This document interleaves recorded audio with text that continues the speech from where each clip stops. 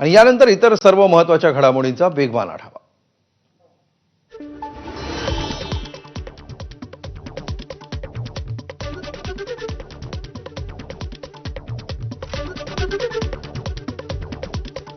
ब्लिंकिटमधून parcel द्यायला आलेल्या तरुणानं लिफ्टमध्ये लघुशंका केल्याचं समोर।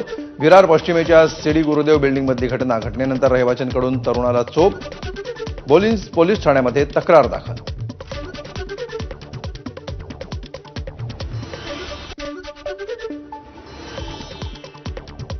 मीरा भाईंदरमध्ये पायलटकडून एअर होस्टेसवर लैंगिक अत्याचार। नवघर पोलिसांकडून आरोपीला अटक। आरोपीला 1 दिवसाची पोलीस कोठडी। नाशिकच्या मालेगावमध्ये नारी शक्तीचा मोर्चा। खासगी रुग्णालयामध्ये मोहम्मद अथर खुर्शीद अहमद यानं नर्सिंगचं शिक्षण घेणाऱ्या अल्पवयीन हिंदू आदिवासी मुलीवर केलेल्या अत्याचाराचा केला निषेध। महिलांनी मोर्चा काढत अप्पर जिल्हाधिकारी कार्यालयामध्ये दिलं निवेदन। नाशिकच्या चांदवडमध्ये सासरच्या छळाला कंटाळून महिलेची आत्महत्या। पतीसह 3 जणांवर गुन्हा दाखल। नाशिकमध्ये महिला पोलीस अधिकाऱ्याच्या मुलीची गळफास घेत आत्महत्या।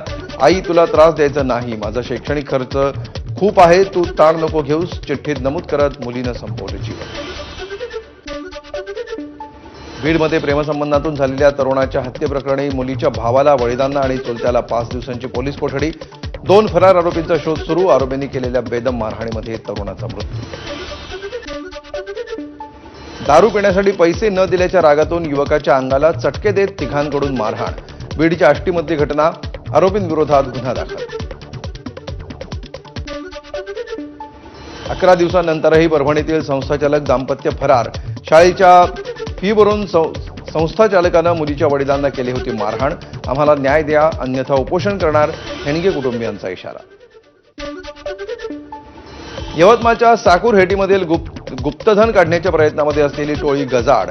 अघोरी पूजेचं साहित्य जप्त। 5 जणांना अटक, 1 जण फरार। अकोल्यामध्ये मुदत बाह्य कीटकनाशकांच्या बाटल्या फोडून नव्या बाटल्यांमध्ये टाकल्या जात असल्याचा प्रकार समोर। गुन्हा दाखल करत 21,95,000 रुपयांचा मुदत बाह्य साठा कृषी विभागाकडून जप्त। पोलिसांच्या अंगावर ट्रॅक्टर चालवल्यानंतर भंडारा पोलीस ऍक्शन मोडवर। 14 ट्रॅक्टरसह 83 लाखांचा मुद्देमाल केला जप्त। अवैध वाळू वाहतुकीवर कारवाई करण्यासाठी गेलेल्या पोलिसांवर चालवला होता ट्रॅक्टर। बुलढाण्याच्या खामगाव शहरातील घाटपुरी नाकामध्ये गोवंश चोरण्यासाठी कारचा वापर। घटना सीसीटीव्हीत कैद। शिवाजीनगर पोलिसांमध्ये गुन्हा दाखल। गुजरातमध्ये होणारी विदेशी दारूची तस्करी नंदुरबारच्या विसरवाडी पोलिसांनी रोखली। 9 लाखांचा विदेशी मद्याचा साठा जप्त। 2घांना अटक, तर दारू तस्करी करणाऱ्या वाहनातून 4 बनावट नंबर प्लेट जप्त। अकोला शहरातील दुकानदाराला महिलेनं 500 रुपयांच्या बनावट नोटा देत गंडवलं। स्कार्फ बांधून आलेल्या अनोळखी महिलेनं गर्दीचा फायदा घेत केली दुकानदाराची फसवणूक। सोलापूर शहरामध्ये घरफोडी करणारी टोळी सक्रिय। मध्यरात्री घरांची पाहणी करतानाचं दृश्य सीसीटीव्ही कॅमेऱ्यात कैद। पुण्यामध्ये दैनिकाच्या कार्यालयाबाहेरून दुचाकीची चोरी। घटना सीसीटीव्हीत कैद। आरोपीचा शोध सुरू। बीड शहरामध्ये बेशिस्त आणि अवैध रिक्षा चालकांविरोधात कारवाईची मोहीम। वाहतूक पोलिसांकडून आतापर्यंत 40 रिक्षा चालकांवर कारवाई। 2006 मधील मुंबई लोकल साखळी बॉम्बस्फोट प्रकरणातील सगळ्या 12 दोषींची मुंबई उच्च न्यायालयाकडून निर्दोष मुक्तता। 19 वर्षांच्या प्रदीर्घ काळानंतर निर्दोष सुटका। मुंबई ट्रेन ब्लास्ट प्रकरणी 5 जणांना फाशी आणि 7 जणांना जन्मठेपेची शिक्षा सुनावण्यात आली होती। येरवडा, नाशिक, अमरावती आणि नागपूर कारागृहातून दोषींनी व्हिडिओ कॉन्फरन्सिंगद्वारे लावली हजेरी। स्फोटाच्या 100 दिवसांनंतर साक्षीदारांना आरोपी आठवणं अशक्य। साक्षीदारांच्या साक्षी विश्वास ठेवण्यासारख्या नाहीत। निकाल देताना कोर्टानं व्यक्त केलं मत। स्फोटांसाठी वापरलेले बॉम्ब ओळखण्यामध्ये तपास संस्थेला अपयश। न्यायालयाचं निरीक्षण। पुराव्यांअभावी 2006च्या मुंबई लोकल साखळी बॉम्बस्फोटातील आरोपींची निर्दोष मुक्तता। दरम्यानच्या काळामध्ये एका आरोपीचा मृत्यू, उर्वरित 11 आरोपींची मुक्तता। मुंबई उच्च न्यायालयाचा निकाल धक्कादायक। विशेष सरकारी वकील उज्ज्वल निकम यांची 2006च्या साखळी बॉम्बस्फोट निकालावर प्रतिक्रिया। 2006ला झालेल्या मुंबई लोकल साखळी बॉम्बस्फोट प्रकरणी मुंबई हायकोर्टानं दिलेल्या निकालाची राज्य सरकारकडून गंभीर दखल। सरकार या निर्णयाला सुप्रीम कोर्टामध्ये आव्हान देणार असल्याची सूत्रांची माहिती। 2006चं मुंबई लोकल साखळी स्फोट प्रकरण निकालाचं सरकारी वकिलांची चर्चा करून विश्लेषण ऐकून निर्णय घेणार. तपास करणाऱ्या एटीएसची प्रतिक्रिया तर निकालाविरोधात एटीएस सुप्रीम कोर्टात जाणार. बॉम्बस्फोट पीडितांना सोबत घेऊन सोमय्या मंत्रालयात. अतिरिक्त मुख्य सचिव इक्बाल सिंग चहल यांच्यासोबत बैठक. सुप्रीम कोर्टात जाणार असं फडणवीसांचं आश्वासन.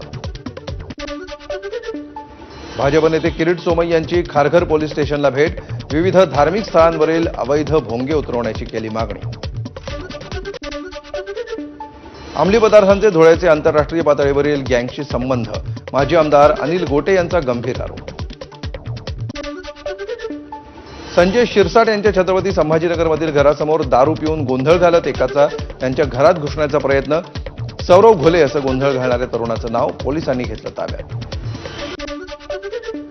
मुख्यमंत्री फडणवीसांचा उद्या वाढदिवस. धर्मराव बाबा आत्राम यांनी लावलेले मुख्यमंत्र्यांचे बॅनर बंद चर्चेचा विषय. तर भाजप पदाधिकारी आणि कार्यकर्त्यांनी होर्डिंगबाजी करू नये, मुख्यमंत्र्यांच्या सूचना.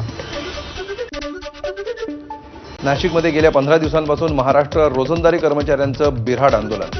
मंत्री नरहरी झिरवाळ यांची आंदोलन स्थळाला भेट. बाह्य स्रोत भरती प्रक्रिया रद्द करावी, आंदोलकांची झिरवाळांकडे मागणी.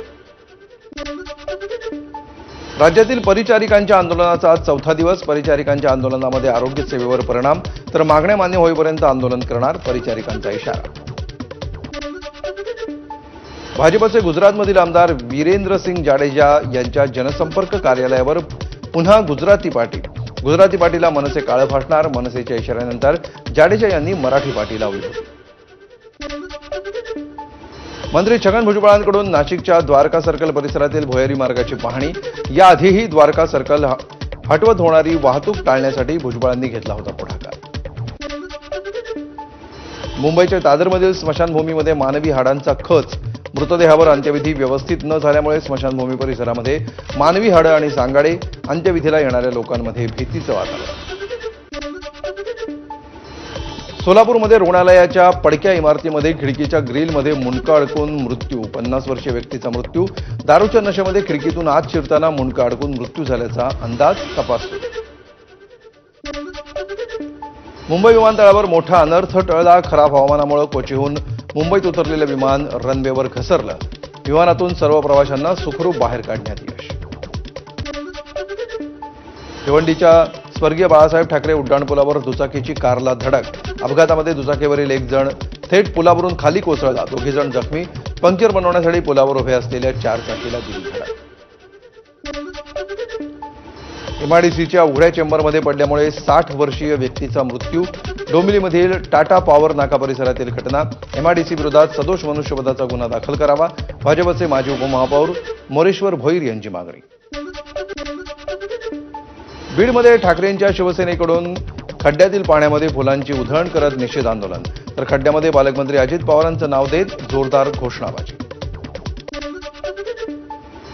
बीडमध्ये दिशा चुकल्याच्या कारणास्तव रेल्वे लोहमार्गावरील पूल पाडला. 25 वर्षांपासून सुरू आहे रेल्वे मार्गाचं काम. संबंधित ठेकेदार कंपनीवर कारवाई करून नुकसान भरपाई घेण्याची मागणी. संभाजीनगरमध्ये 3 मुलांना अचानक लोळेपणा आल्याचं प्रकरण. आरोग्य विभागाकडून खंबाट वस्तीवर तपासणी सुरू. विहिरीच्या पाण्याचे नमुने तपासणीसाठी घेतले जाणार. पशुधनापासून आजार झाला का याचीही तपासणी होणार. डोंबिवलीमध्ये भव्य कावड पदयात्रेमध्ये भाजप प्रदेशाध्यक्ष रवींद्र चव्हाणांचा सहभाग. पिंपळेश्वर महादेव मंदिरातून पायी चालत जात अंबरनाथमधील शिवमंदिरामध्ये महादेवाला जलाभिषेक घालण्याची परंपरा. यंदाचा गणेशोत्सव निर्बंधमुक्त आणि भयमुक्त होणार. पुणे पोलीस आयुक्तांची ग्वाही. प्रशासनाकडून एकतर्फी निर्बंध लावले जाणार नाहीत, तर मागील वर्षीची परवानगी वैध राहणार. नव्यानं परवानगी घेण्याची गरज नाही.